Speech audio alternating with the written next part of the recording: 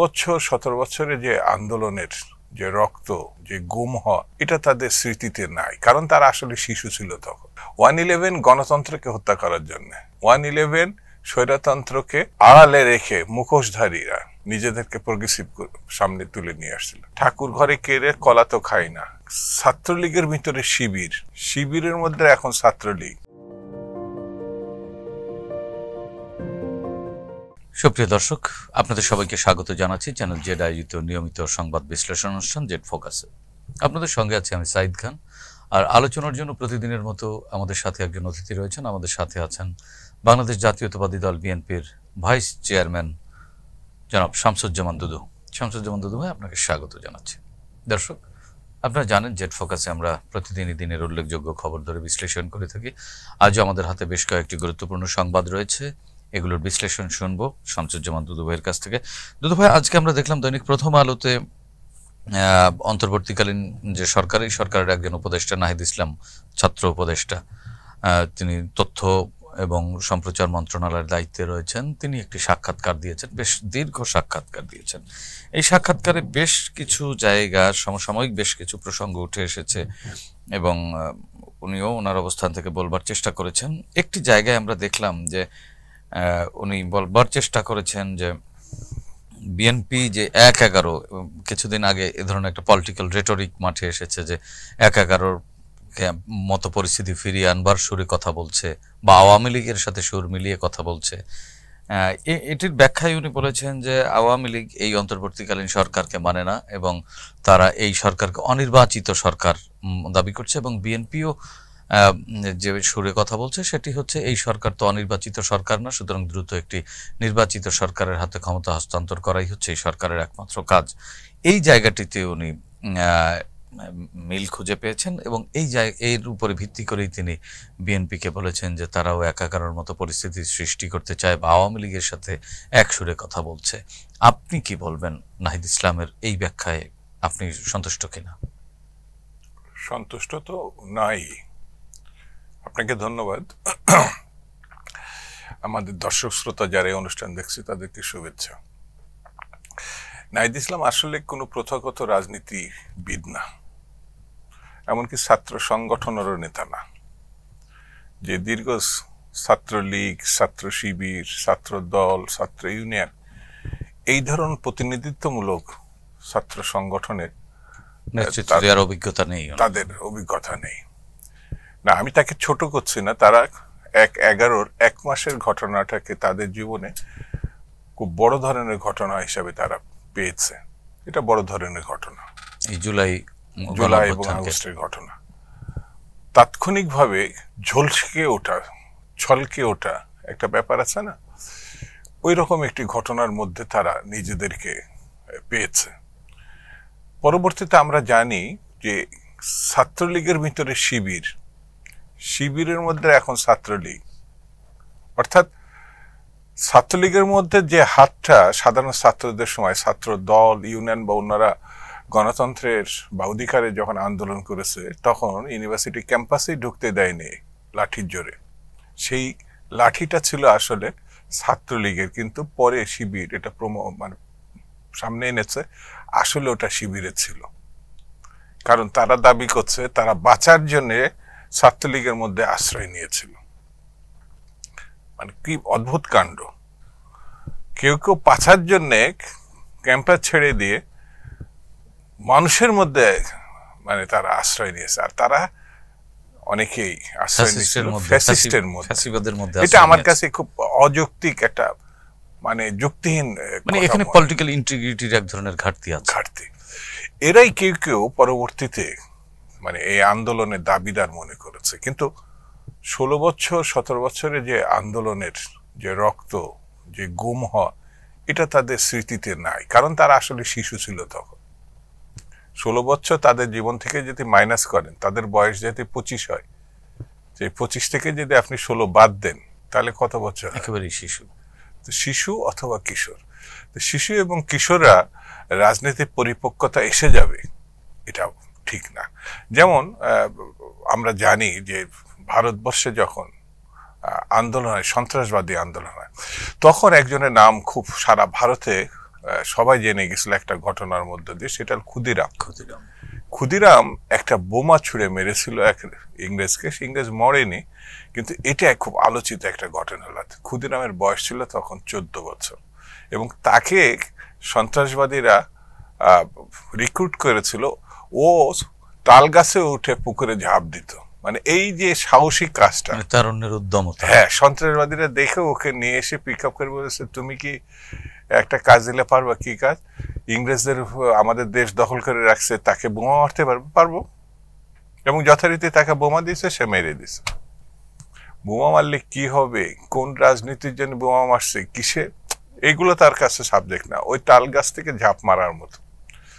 তো আজকে যারা এই সাক্ষাৎকার দিচ্ছেন, নিঃসন্দেহে একদিন তারা পরিণত বয়সে আসবেন এবং তারা বিশ্লেষণ করার ক্ষমতায় আসবেন যে তাদের এই ঘটনাটার পিছনে কারা ঘটনা। যেমন বাপ মাকে অনেকে অস্বীকার করে যখন তারা প্রতিষ্ঠিত হয়ে যায়, অনেক ঘটনা আছে, বাবার টাকা, পাপার জমি বিক্রি করা, পরিশ্রম সবকিছু, ও ছেলে ইঞ্জিনিয়ার ডাক্তার হয়ে গেছে, তখন সে আর কৃষক বাবাকে অনেক সময় স্বীকার করতে চায় না। অনেকটা এইখানে ওই ধরনের ঘটনা ব্যাখ্যা বিশ্লেষণ আমার কাছে মনে হয়েছে। তারা আমাদের ভাই, তারা আমাদের সন্তান, তাদের সাফল্য জাতির সাফল্য, কিন্তু তারা যখন বডি ল্যাঙ্গুয়েজ থেকে এবং তুচ্ছ তাচ্ছিল্য করবে তার পিতার মতো বয়সের, এখানে দুদু ভাই আরেকটি, না আমি শেষ করি, তখন এটা চোখে পড়ে। না, তারা, আপনি যে কথাটি বলছিলেন যে তারা শিশু অথবা কিশোর, যদি 16 বছরকে বা 17 বছরকে বাদ দেওয়া হয়, সেক্ষেত্রে তিনি যে কোনো ভাবে আওয়ামী লীগের সাথে বা 1-11-র সাথে এক ধরনের সুর মেলানোর চেষ্টা করেছেন ওনার ব্যাখ্যার মাধ্যমে, কিন্তু এই 1-11-তে সবচেয়ে বেশি ভিক্টিমাইজ দলটি হচ্ছে বাংলাদেশ জাতীয়তাবাদী দল। সেই ইতিহাস কি ওনাদের জানা উচিত? ওই জন্য তো আমি তাদেরকে শিশু বলছি। জানে না তো, জানলে তো এই কথা বলবে না। 1/11 গণতন্ত্রকে হত্যা করার জন্য, 1/11 স্বৈরতন্ত্রকে আড়ালে রেখে মুখোশধারীরা নিজেদেরকে প্রোগ্রেসিভ সামনে তুলে নিয়ে আসছিল। এই কথা কি তাহলে দুদু ভাই ধরে নেব যে রাজনৈতিক দলগুলোর সাথে এই যে নাহিদ ইসলাম বা এই যারা তরুণ নেতৃত্ব আছে তাদের সাথে এক ধরনের গ্যাপের কারণে না গ্যাপ এটি হয়েছে? না, গ্যাপ না, স্বৈরতন্ত্রের পতন হয়েছে, এখন গণতন্ত্র প্রতিষ্ঠিত হবে। আপনি কি স্বৈরতন্ত্রেই থাকবেন নাকি গণতন্ত্রে ফিরবেন? গণতন্ত্রে ফিরতে হলে কি কি পদক্ষেপ? স্বৈরতন্ত্র আপনি তাড়িয়ে দিলে, পতন ঘটালে গণতন্ত্র চলে আসবে, এটা ভাবার কোনো কারণ নাই। যেমন এখন আসেনি, এখন আপনার গণতন্ত্র উত্তরণ মানে কি? আপনাকে সিঁড়িটা কি, কাজটা কি? মিনিমাম আছে মানুষের ভোট অধিকার ফিরিয়ে মানে দেওয়া, রাষ্ট্রের সাথে মানুষের সম্পর্ক স্থাপন করে দেয়া। হ্যাঁ, সেই ভোট অধিকার আপনাকে ফিরিয়ে দিতে হবে। ওই মানুষকে আপনার স্বীকার করে নিতে হবে যে তার অধিকার আছে। আমি সেই অধিকারটা ফিরিয়ে দিইনি কোন কারণে? ইলেকশনটা নাই। আমি বলছি না কবে ইলেকশন হবে। এখানে এই ইন্টারভিউতে আরেকটি জায়গায় উঠে এসেছে, এখানে শেষ করে দিই। এই জন্য মানে যারা আওয়ামী লীগের সঙ্গে বিএনপি তুলনা করছে, আওয়ামী লীগ সম্বন্ধে তাদের কোনো রিডিং নেই, বিএনপি সম্বন্ধেও নয়। গণহত্যাকারী বিএনপি, গণহত্যাকারী, তার নেত্রী পালাইছে লুটেরার কারণে। আমাদের নেত্রী বা বেগম খালেদা দেশে আছেন, জেল খেটেছেন, আপোষহীন নেত্রী হিসাবে দেশ না সারা বিশ্ব চিনে। সেই আপোষহীন নেত্রীর সঙ্গে শেখ হাসিনাকে তুলনা করছে। কে করছে? এই সরকার একজন প্রতিনিধি যে বিপ্লবের দাবিদার। এটা দুঃখজনক। মানে কোনটা সাদা আর কোনটা কালো এটা তার চোখে পড়ে নাই। সেই জন্য তারা মনে করছে যে চেয়ারটা যেতে হারায়। যে কোনো মানে গণতন্ত্রী চেয়ারে লাথি মেরে সে ইলেকশনে চলে যাবে, গিয়ে ইলেকশন জনগণের পিপুলসের সাপোর্ট নিয়ে আবার সরকারে হয় ফিরে আসবে, না বিরোধীর আসনে বসবে। সেই প্রশ্ন যখনই উঠছে তারা একটু অস্থির হয়ে যাচ্ছে। তার মানে গণতন্ত্রের বাইরে থাকার যে প্রবণতা, সেই প্রবণতাটাকে ওই 3টে নির্বাচনের মতো অন্য কিছু করা যায় কিনা।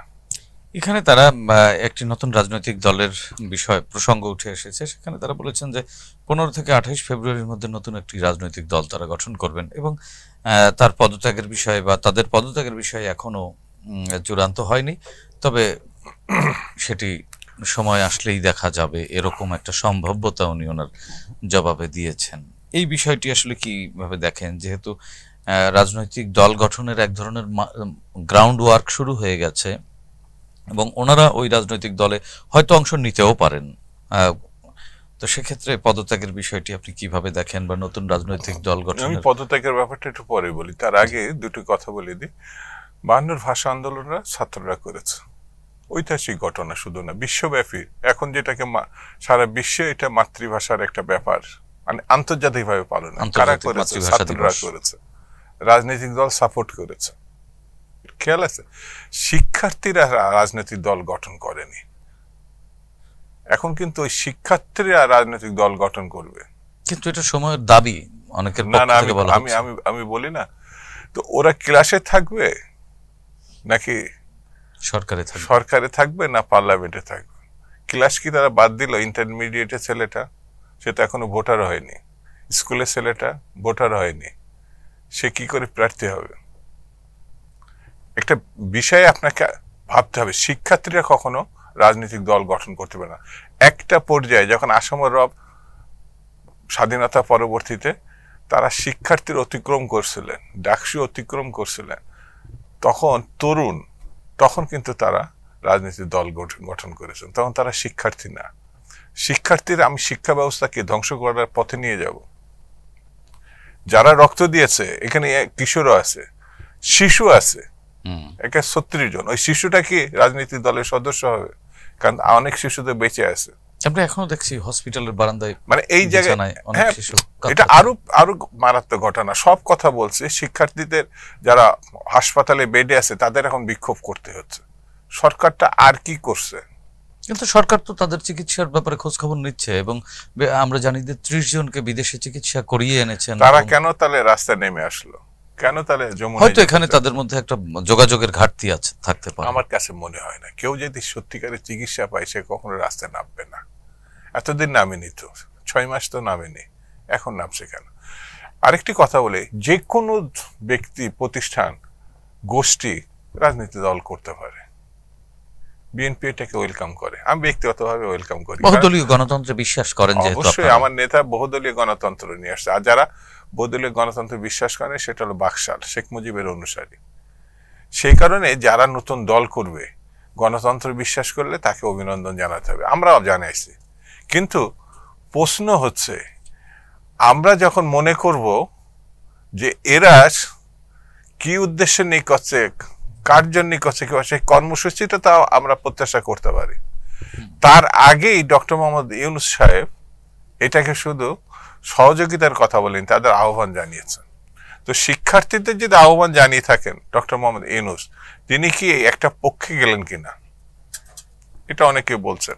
অর্থাৎ একটা সব রাজনৈতিক দল ডক্টর মোহাম্মদ ইউনূসকে সমর্থন দিছে, আর তিনি একটি নতুন রাজনৈতিক দলের পক্ষ নিয়ে কথা বলছেন, যেটা এখনো তৈরি হয় নাই। সেই প্রশ্নেই কিন্তু নিরপেক্ষতার প্রশ্ন উঠছে। স্বাভাবিক, কারণ তাদের 3 জন প্রতিনিধি এখন এই সরকারের ইয়েতে আছেন উপদেষ্টা হিসাবে, এবং ডক্টর মোহাম্মদ ইউনূসও তাদের পক্ষে কথা বলছেন। তাহলে তো নতুন দলের কারিগররা এই সরকারের অনুসারী না, তারা এটার কারিগর। সরকারও তাদেরকে স্বীকৃতি দিছে। একটি দলকে যদি স্বীকৃতি দেয় তাহলে অন্য দলগুলো কি মনে করবে? না, আপনাদের পক্ষ থেকে যে অভিযোগ তোলা হয়েছে যে এই সরকার নিরপেক্ষতা হারিয়েছে, আপনারা প্রায়ই বলছেন। এখনো বলি নাই। যদি সরকার ঠিক হয়ে যায় আর নতুন দলের কারিগররা যদি এই সরকার ছাড়ে, তাহলে এখনো পর্যন্ত আমরা বলেছি ডক্টর ইউনূস অধীনে ভালো ইলেকশন হতে পারে। কিন্তু নাহিদ ইসলাম তার ইন্টারভিউতে বলেছেন যে এই সরকার যথেষ্ট নিরপেক্ষ, এবং বিএনপির দাবি, যতগুলো দাবি বিএনপির পক্ষ থেকে করা হয়েছে সবগুলোই মানা হয়েছে, এবং বিভিন্ন জায়গায় রাষ্ট্রযন্ত্রের বিভিন্ন জায়গায় যে পরিবর্তন বা পদায়ন, সেক্ষেত্রে বিএনপির পরামর্শকেই তারা প্রাধান্য দিয়ে এখনো পর্যন্ত তিনি যখনই পদত্যাগ করবেন এবং নতুন দলে জয়েন করবেন, তখন এই সরকার নিরপেক্ষ। কিন্তু দল সরকারে বসে যদি গঠন করা হয়, তখন আর নিরপেক্ষতা। তিনি তো গঠন করছেন না, ছাত্র জনতা গঠন করছেন। উনি হয়তো পদত্যাগ করে ওই দলে যেতে পারেন, এটি তো ওনার কেউ কেউ এতই বুদ্ধিমান হয়, সে তখন মনে করে আশেপাশে আর কেউ বুদ্ধি রাখে না। এটা একটা মূর্খতার লক্ষণ। অন্তর্বর্তীকালীন সরকারের সাথে আপনাদের বিএনপির যে সম্পর্ক, এটিতে এক ধরনের দূরত্ব তৈরি করছে তৃতীয় পক্ষ, এই অভিযোগটি সঠিক এখনো কিনা? দূরত্ব। হ্যাঁ, আমরা যদি এখান থেকে সরে আসি বা রাজনৈতিক দলগুলো সরে আসে, না এখানে তখন বলা হচ্ছে যে পরোক্ষভাবে যে ভারতের সাথে বিএনপির এক ধরনের আন্ডারস্ট্যান্ডিং হয়ে গেছে, যেই কারণে ভারতের সুরে বা ভারতের মন রক্ষা করেই আপনারা রাজনীতি ভারতের করতে সুরে যদি চাচ্ছেন। আমরা কথা বলি বা ভারতের সঙ্গে যদি আমাদের যোগাযোগ হয়ে যায়, 16 বছর আগে তো হাসিনা পড়ে যায়। এখন করছেন, এখন একটা সম্ভাব্যতা আছে। আমরা কিসের জন্য এটা যাবো? নিশ্চয়তা, আমরা কিসের জন্য? এটা নিশ্চিত সবসময় করবার ভোটের জন্য। মধ্য দিয়ে বিএনপি ক্ষমতায় আসছে। ভারতের সমর্থনে তো কখনো বিএনপি ক্ষমতা আসে নাই। এখন কেউ কেউ যদি এই জিনিস বলে না যে ঠাকুর ঘরে কেড়ে কলা তো খাই না, তারা এখন ভারতের সঙ্গে যোগাযোগ স্থাপন করছে কিনা, কারণ এখনো বিচার কোনো শুরু হয় নাই।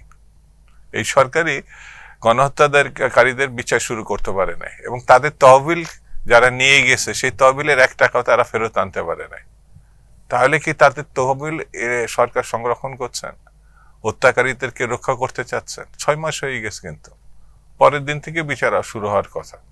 কিন্তু বিচার তো একটি দীর্ঘসূত্রিতার কে ব্যাপার, বলেছে যে, আপনার? একটি সময়ের ব্যাপার। কে বলছে আপনি আপনার? নিজেও তো একজন ল মেকার না ছিলেন। না না, এটা প্রশ্নই ওঠে না। এই মানে অজুহাত হচ্ছে, এই অজুহাত হচ্ছে বিচারকে ত্বরান্বিত করা না, হত্যাকারীকে রক্ষা করা। কিন্তু তারা তো ধরছেন, প্রায় আমরা দেখছি যে বিভিন্ন জন বিভিন্ন সময় গ্রেপ্তার হচ্ছেন, তাদের আন্তরিকতার তো ঘাটতি নেই। আপনারা সমালোচনা করবার জন্য সমালোচনা করছেন, বিষয়টি একটা এরকম। পুলিশ অফিসার, একটা প্রশাসনের লোক যারা ক্ষেত্রে এখন আছে, যারা হত্যাকারী, যারা লুটেরা, কয়জনকে ধরা এখানে হয়েছে, এই যদি আলোচনা করতে চাই তাহলে তো অনেক দীর্ঘ সময় লেগে যাবে, অনেক বড় ফর্তা। কোনো জায়গায় কোনো রকম পরিবর্তন হয়েছে 2-4 জন বাদে, এটা আমার কাছে মনে হয়নি। শিক্ষা ব্যবস্থায় শিক্ষা মন্ত্রণালয় নিয়ে প্রশ্ন উঠেছে, স্বাস্থ্য মন্ত্রণালয় নিয়ে প্রশ্ন উঠেছে যে বিশেষ বিশেষ দলের সঙ্গে আতাত করে এই পরিস্থিতির দিকে নিয়ে যাওয়া হচ্ছে। অনেকটা ছাত্রলীগের মধ্যে জামাত বা শিবির যেমন ঢুকেছিল, এখন এই জিনিসগুলো আমরা দেখছি। সেই জন্য আমার কাছে যেটা সামনে মনে হয়, এই বিতর্কের বাইরে আসার একমাত্র কাজ হবে যদি অতি দ্রুত যে সংস্কারগুলো করা সম্ভব ভালো নির্বাচনের জন্য, ওইটা সম্পূর্ণ করে। 6 মাস চলেই গেছে অলরেডি, আর আর আর 6 মাস পরে 1 বছর চলে যাবে। 90-এর গণঅভ্যুত্থানের পরে 3 মাসের ভিতরে জাস্টিস শাহাবুদ্দিন সাহেব নির্বাচন করেছিলেন। দুদু ভাই, নাহিদ ইসলাম তার ইন্টারভিউর একটি জায়গায় বলেছেন, আমলাতন্ত্র পুলিশকে যে জায়গায় পেয়েছি, সরকারকে সেই জায়গা থেকে উঠে দাঁড়াতে হয়েছে। উঠে দাঁড়ানোর ক্ষেত্রে নানা ধরনের প্রতিবন্ধকতা, ষড়যন্ত্র। আগে শত্রু মনে হতো একটা, এখন মনে হচ্ছে চতুর্মুখী, নানা ধরনের শত্রু আছে। যেভাবে চাঁদাবাজি বেড়েছে, মানুষ তো এটা প্রত্যাশাও করেনি যে গণ অভ্যুত্থানে অংশগ্রহণের মধ্য দিয়ে রাজনৈতিক সংস্কৃতির পরিবর্তন হবে। যে দলগুলো অভ্যুত্থানে অংশগ্রহণ করেছে তাদের কর্মীরাই তো চাঁদাবাজিতে আছে।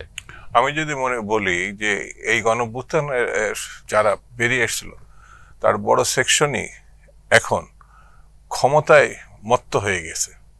চাঁদাবাজি, লুটেরা, দখলদারকে বিরুদ্ধে মিনিমাম যে ব্যবস্থা নেওয়ার, না মিনিমাম যে, আমি বলি না মিনিমাম যে ব্যবস্থা, সেটা তারা নিতে পারেনি।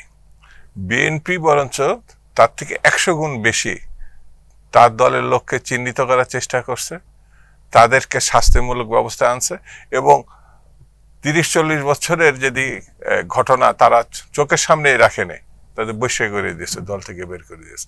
কিন্তু খুবই উদ্দেশ্যপূর্ণ যে এই চাঁদাবাজদেরকে সরকার এবং পুলিশ প্রশাসন রক্ষা করছে, জেলখানায় ঢোকায়নি। কিন্তু বড় বড় ব্যাংক, মব করার জন্য এটি বড় বড় ব্যাংক এবং শিক্ষা প্রতিষ্ঠান, কোচিং সেন্টার দখল হয়েছে, কাগজে লেখাও হয় নাই, তাদের ধরাও হয় নাই। এটা কারা করছে বলে আপনি মনে করেন? এটা চোখের সামনে স্পষ্ট। তো সরকার যদি না দেখতে পারে, আমাদের কাছে আসলে আমরা বলে দিই। সরকার তো চতুর্মুখী শত্রু দেখছে।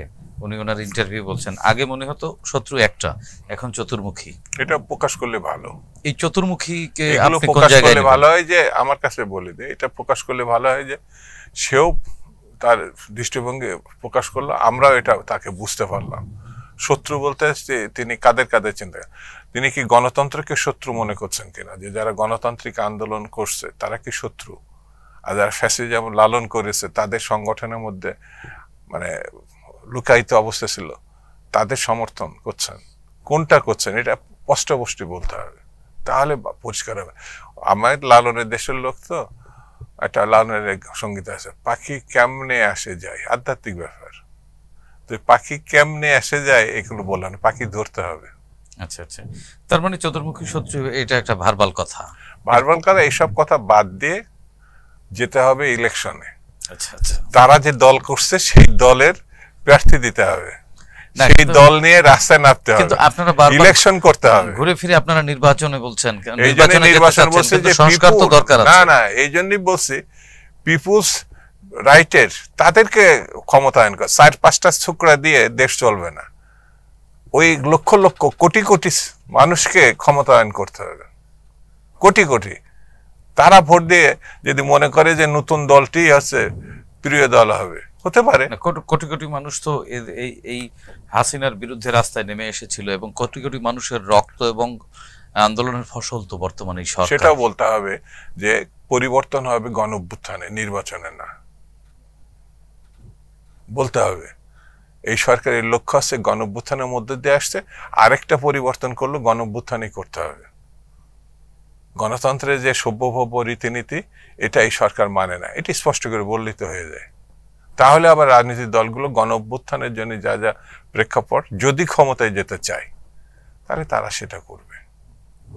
আপনারা কি সেটা মনে করেন যে সেই পথটাই সুখকর হবে ভবিষ্যৎ বাংলাদেশের জন্য? গণঅভ্যুত্থানের 90-এর গণঅভ্যুত্থান তো আমরা করছি, 69-এর গণঅভ্যুত্থান এই দেশে ছাত্র সংগঠন করছে, আর 24-এর গণঅভ্যুত্থান একটা আমব্রেলার নিচে অন্যান্য ছাত্র সংগঠন নাম রেখে দিয়ে, ব্যানারটা রেখে দিয়ে তাদের সঙ্গে করছে, সাধারণের ব্যানারে। হ্যাঁ, সেই ব্যানার 28টা সংগঠন ভিন্ন হয়ে গেছে। বৈষম্য বিরোধী সংগঠনটি এখন একটা নাম নিছে, একটা নাম নিয়ে একটা ছাত্র সংগঠন, আর তাদের লক্ষ্য হিসেবে একটি রাজনৈতিক দল করা।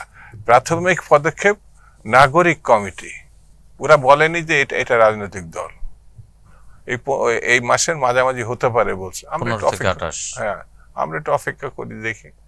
কিন্তু সে দল হোক অথবা না হোক, আপনাকে নির্বাচনে যেতে হবে। যেমন মুসলিম লীগ 47, তারা তো বলছেন যে আরেকটা নির্বাচনের মধ্য দিয়ে কোন রাজনৈতিক দলকে ক্ষমতায়িত করবার জন্য এই গণ অভ্যুত্থান, তাদের তো এই দায়িত্ব দেওয়া হয়নি, তাদের এই দায়িত্ব দেওয়া হয়নি। কাকে নিয়ে আসবে, জনগণের দল। অভ্যুত্থান তো তাদের নেতৃত্বেই হয়েছে। হ্যাঁ, হতে পারে। যারা মুক্তিযোদ্ধারা নেতৃত্ব দিয়েছিল, মুক্তিযোদ্ধারা বাংলাদেশ কন্ট্রোল করে নাই, কোন না কোন রাজনৈতিক কন্ট্রোল করেনি বলেই তো 72-এর পরে না ওইটা 74-75 ওইটা আরেক রাজনৈতিক আলোচনা। কিন্তু মুক্তিযোদ্ধার নামে কোনো যদি দলও হয়ে থাকতো, সেই দল নির্বাচন ফেস করতো এবং তারা ক্ষমতায় যেত অথবা যেত না, তাহলে একটা কথা ছিল। কাউকে কোনো ক্ষমতায় নেওয়ার জন্য আমি নিইনি, এই ঠিকাদারি কাউকে কেউ দেয় নাই।